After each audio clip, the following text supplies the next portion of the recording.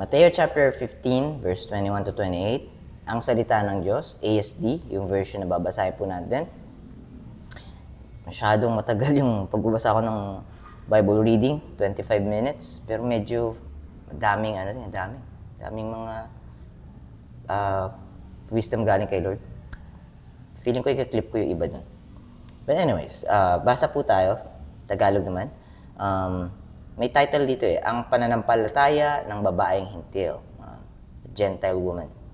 The faith of a Gentile woman. May connection or connected tong verse na to sa Mark chapter 7 verse 24 to 30. So correlated, interconnected probably. Maybe saying the same thing but different perspective. So yeah, sa Mark. Verse 21 tayo. 21 to 28.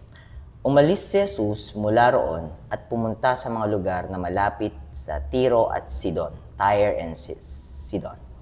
22. May isang babaeng Kananeo na naninirahan doon, Canaanite woman, na naninirahan doon. Lumapit siya kay Jesus at nagmakaawa. Sabi niya, Panginoon, anak ni David, maawa po kayo sa akin. Sinasapian po ng demonyo ang anak kong babae at labis siyang pinapahirapan nito. 23. Ngunit hindi sumagot si Jesus. Kaya lumapit sa kanya ang kanyang mga alagad at sinabi, Paalisin niyo na po ang babaeng yan dahil sunod siya ng sunod sa atin at nag-iingay. 24. Sa part na to makikita niyo pa rin but every one of us needs lesson. Every one of us are prideful and egoistic and self-centered. And every one of us always thinking that we are right and other people are wrong. Especially when we're not in Christ. Example na ako napaka-prideful, egoistic, napakayabang ko Ito nga, madalas nga sumusulpot pa rin yung kayabangan. Ang kagandahan lang, ay Lord, yabang ko talaga dun. Thank you, pinatawad mo ko, pero please change my heart. Kailangan natin lumapit sa kanya para siya yung tutulungan niya tayo Papakita niya sa atin, hindi maganda pakaramdam na JB, Medyo bigat ng pakaramdam, Nagyabang ka doon sa part na yun. Parang ang angat-angat mo doon, yapakayabang mo doon. Hindi na siya maganda sa pakaramdam. Although nagagawa pa rin siya Kaya nga tama yung Romans chapter 3 verse 23. All have sinned. Walang excuse. Kahit na yung Panginoon ay nasa sayo na, the Holy Spirit is inside of you. Yun yung tulong sa atin ng Holy Spirit Madadapa tayo. Like here, ito kasama na ng mga tagasunod niya. Naglalakad na sila kasama na Panginoon. Pero kita niyo yung way of, kita niyo, pinapakita kung gaano ka flawed tayo as human being. Tapos sasabihin ng iba na, sinulat to ng tao. Bakit against sa tao? Tingnan niyo yun. Basahin ulit natin. 24. Sinabi ni Jesus sa babae, 23 yata. 23. Ngunit hindi sumagot si Jesus. So, nagsalita na yung babae, hindi sumagot si Jesus. Kaya lumapit sa kanya ang kanyang mga alagad. So, disciples. At sinabi, paalisin niyo na po ang babaeng iyan. Dahil sunod siya ng sunod sa atin. Kanina pa siya sunod sa atin, Tapos ang iingay pa. Palisin mo na. Rabbi. Master, teacher. Palisin mo na. Kanina pa yun, Tapos di mo rin naman pinansin. 24 tayo. Pero makikita nyo, the heart posture. Pero okay lang yun. Kasi, babaguhin tayo ng Panginoon. Hindi natin kaya baguhin sarili natin. If once you've realized that you cannot change yourself and you need help from God, God will help you change and transform you. Every day, while you're still living here on earth, the moment God take you away from this earth and take you home, it means you serve your purpose and you finish the race. But as long as you're inside the race, there will be stumbling blocks that you will go through. And kung madidinig mo lang ang Panginoon, sabihin sa'yo ng Panginoon, dadaanan mo talaga yan. But you don't have to worry. Madadapa ka. But I'll lift you up. I will not let you go. I just want you to go through it. Para mas lalo mong maramdaman na mas kailangan mo ako. lalo mong maramdaman na kailangan mo na yung langit. Because hirap pa rin, Lord, kasama na kita. Kasi evening and the morning were the first day. Tinuro ko na yan, Genesis pa lang eh. Na-overlook nyo lang. Hindi nyo napansin kasi parang hindi siya ganong mahalaga. Pero napaka-importante. Evening and the morning were the first day. Di ba nalulungkot ka, nahirapan ka?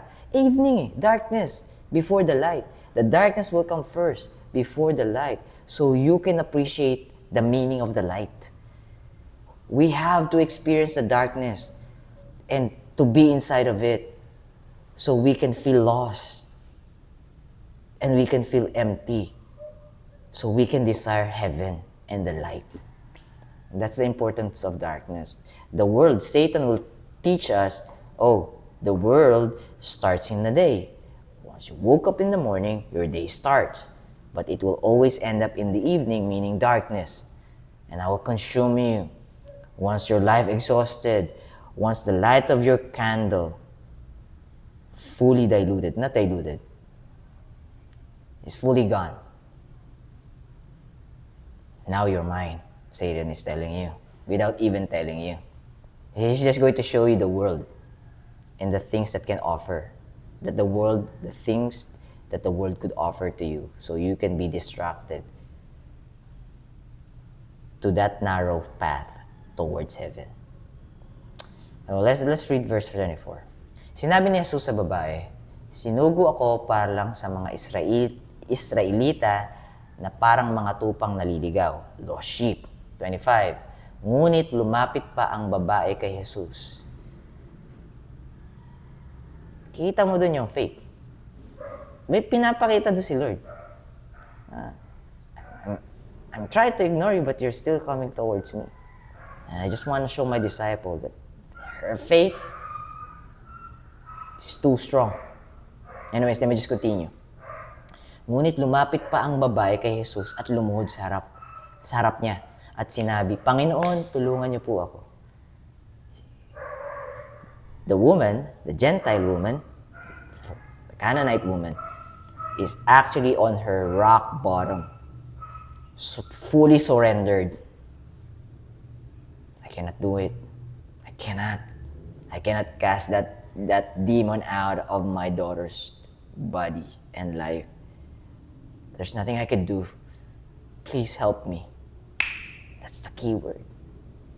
Let's listen. Verse 26, sinagot siya ni Jesus, hindi tamang kunin ang pagkain ng mga anak at ihagi sa mga aso. 27, sumagot naman ang babae, tama po kayo, Panginoon, ngunit kahit ang mga aso ay kumakain ng mga tirang nahuhulog mula sa mesa ng kanilang amo. Especially pag gutom na. 28, at sinabi sa kanya ni Jesus, I was waiting for this. I thought it will never come. I'm little faith. 28. At sinabi sa kanya ni Jesus, napakalaki ng iyong pananampalataya. Sorry guys. Matutupad ang hinihiling mo.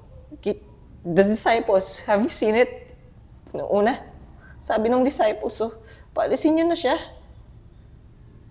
23 ba? 23. Di sumagot si Jesus, kaya lumapit sa kanyang mga alagad at sinabi, paalisin nyo na po ang babaeng iyan dahil sunod siya ng sunod sa atin at nag-iingay. Yung sinabi ng Panginoon sa 28, last verse natin today. At sinabi sa kanya ni Jesus, napakalaki ng iyong pananampalataya. I'm trying to make it hard for you. I want you to go towards me. And she did. She did. She recognized that she cannot do it anymore. She had enough. Enough is enough. It's too much to bear. And I need you. And I want you. Please help me out. Sinabi sa kanya ni Jesus, napakalaki ng iyong pananampalataya, matutupad ang hinihiling mo, at sa sandaling iyon ay gumaling ang anak ng babae. Trying not to cry. I'm really trying not to cry, but pag naririnig mo yung salita niya, grabe. I don't wanna stretch this too much. Feeling ko, feeling ko gets nyo na yung sinabi ng Panginoon doon. Feeling ko na-gets nyo din kung paano namumuhay. Kung paano yung pride and ego hindi basta-basta mawawala kahit katabi mo na Panginoon. Andun pa rin eh. It is just a mirror showing us that we can never do it without Him. If we rely in our own understanding and in this deceitful heart, we will keep falling short. God knows it. God is aware of it. And He made a way out of it. Dahil doon sa kahinaan natin, ginawan tayo ng paraan ng Panginoon para mapunta sa piling niya at hindi mapalayo pagdating ng araw ng paghuhukom. In Genesis chapter 3 verse 5, God doth know. Sabi ng serpent kay Eve, si serpent, si Satan yun. Sabi ng serpent kay Eve, God doth know if you eat if you eat that fruit. Simplify ko na lang. Hindi ko maalala exactly yung verse verbatimly. If you eat that fruit, your eyes shall be open, meaning tatalino ka. You'll be smart. Because you'll be able to see the things that is not making sense. Everything that doesn't make sense to you before, just eat that fruit, it will make sense. Saan? Sa world. Bakit? Nasaan ka, Eve? Nasa world. O, kailangan mag-make sense sa'yo ng world. Kasi nandyan ka eh. But Satan doesn't say, after you eat that fruit, your life will expire. You will have an expiration date in your life. On your life. Kulang sinabi niya eh. Yung nangyari, hindi sinabing buo ni Satan. Kalahati lang. Nagsabi lang siya half-truth. Tumalino naman eh. Naging naging aware nga sila na they are naked. So they become aware of lust. Adam and Eve. See the next line. And you shall be as gods, because you are going to treat yourself as gods, so you can deny the true God. Yun yung susi ni Satan para mapunta ka sa hell. Deny God. Yun na yung distraction. Yun yung distraction niya sa'yo. Di mo lang makita kung paano mapunta sa langit. Di mo lang madinig kung paano mapunta sa langit. Masayang-masaya na si Satan doon. And gagamit si Satan na magpapanggap na parte ng Panginoon. A wolf hiding in sheep's clothing. Magpapanggap na, sige, Katoliko ako O Jesus Christ yung pinopromote nila Sinasabi nila si Jesus Christ yung Savior Pero kaya din ni Mother Mary. Tsaka kailangan nilang do X, Y, Z. O kailangan nilang gawin to, gawin yan, gawin yun, gawin yun, gawin yun. Distraction ng kalaban yun. Kasi gusto ng kalaban ni Satan na gawin mo na maging karapat-dapat ka sa libreng regalo na buhay na walang hanggan ng Panginoon. Free gift, a gift of God, tapos kailangan mong pagtrabahuhan, hindi na free gift yun. You are earning your salvation. Distraction of Satan. You shall be as God, meaning you're treating yourself as small gods now, or God of yourself without you even knowing. Kasi di-deny mo eh. Pag kami nagsabi, di mo alam sa ginagawa mo na yan, you're treating yourself as gods. No, hindi ko iniisip yun. Hindi ko iniisip yun. You're justifying yourself now. Because you don't want to surrender to the true God. Because you're so in love with you being God of yourself. Distraction na Satan yun. Hindi ikaw may kagagawa nun. Nangyari lang na tinanggap mo yung binubulong sa'yo ng kalaban. Dahil napakakulit niya, paulit-ulit. Tapos pagkaligaw ka, nahayaan ka lang ng kalaban, tatrabaho siya ng iba. Sino tatrabahuin niya?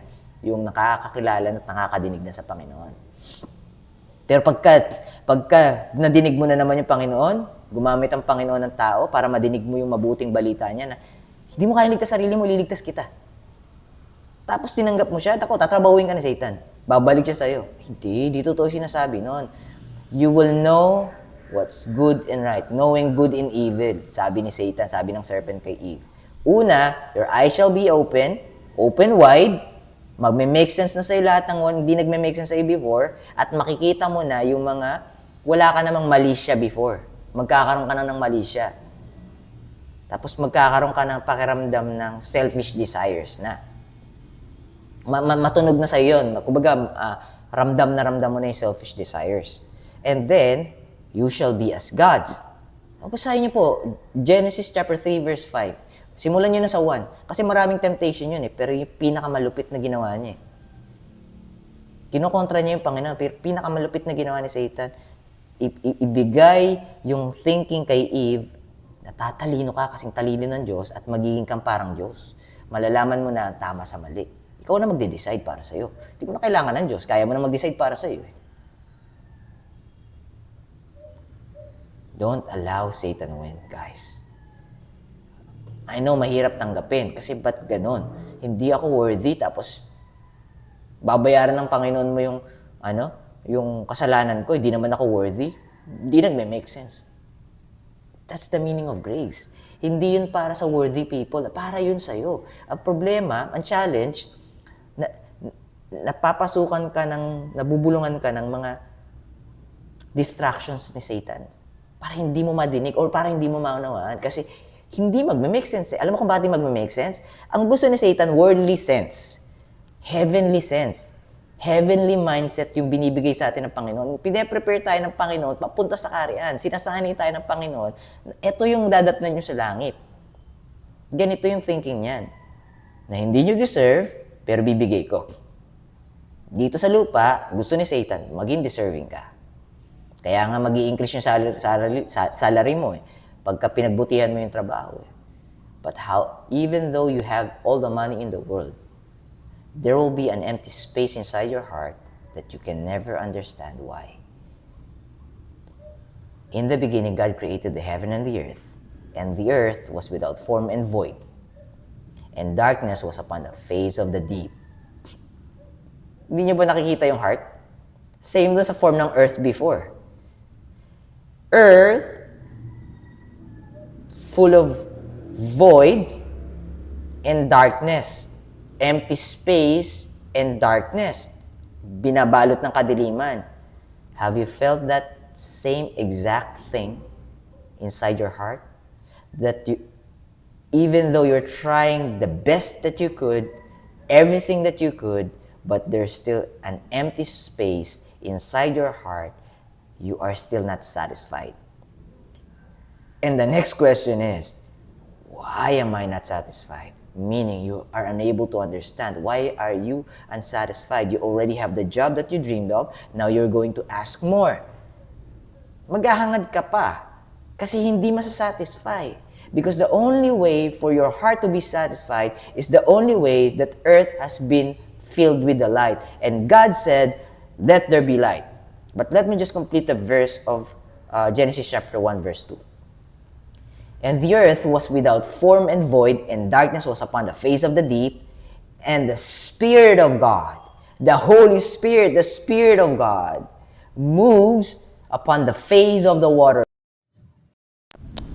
It's protecting the earth. It's checking it out. And on the third verse of Genesis chapter 1, and God said, God spoke, He uttered a word. In the beginning was the Word, and the Word was with God, and the Word was God. John chapter 1 verse 1. And the Word was in the beginning with God. And verse 3, John chapter 1 verse 3, and all things were made by Him. Without Him, there's nothing made that has been made. See that connection of Genesis chapter 1 verse 1 to 3 and John chapter 1 verse 1 to 3? And not only that, up until 5. And God said, let there be light. God spoke, and it manifested. Now the darkness of the earth has been cast out. Because once the light entered the earth, it reveals those things that is not seen, or those things that is unseen. Because the darkness is hiding it from naked eyes. But when the light comes in, what does it mean? God said, let there be light, and there was light. When you let the light inside your heart, meaning our Lord Jesus Christ, Where did it say that our Lord Jesus Christ is the light? Verse 4 of John chapter 1. Verse 4. In him was life. In the Word was life. And the life was the light of men. Verse 5. The light shineth in darkness, and the darkness comprehended it not. Cannot understood, cannot overpower the light. The darkness doesn't have any dominion over the light. The light has the dominion. At night, let's say 11 p.m., if you have a room, if there's a window, just put the blinds on or cover it with curtains. Then you will be able to see what's inside of it because the light is still turned on. Close the door first and then switch off the light and then close your eyes. You will be in pitch black. You'll be seeing pitch black, covering the full room. So yes, you will be able to remember where the pillows are, the bed are, the chair or the mirror, or maybe the comfort room or the bathroom as well. Maybe you'll be able to remember where are they, but you cannot see where are they. If you try turn around for at least 10 times, you wouldn't be able to recognize where you are located exactly. So it is pitch black, meaning you cannot see a thing. The darkness cannot comprehend the light, so you cannot see a thing, right? But once you try to turn on that light, everything will be revealed into your naked eyes. Alright, 21 minutes, stretch this too much. We're done already at the 10-minute mark, but the word is too important, guys. The word is too important. I just want to be used by God for the word of God to reach to you. Salvation is important, guys. You can be honest. I know that you will be honest to yourself if I ask you, are you immortal? Definitely you will say to me, or you'll tell me that you are not. Meaning, one day, sooner or later, every one of us will pass away. Different timing. Sometimes someone's passing away at the same time. Sometimes it happens. But life is too short here on earth. But it is never too short for God, because we will have our eternal life. Just choose wisely. Choose wisely. Start thinking heavenly things. Start to check about what's in heaven. And what's the value of being in heaven than staying here on earth? God bless you guys. Keep safe. I'll be seeing you tomorrow. Actually soon. Bye for now. Bye. Please listen to the word of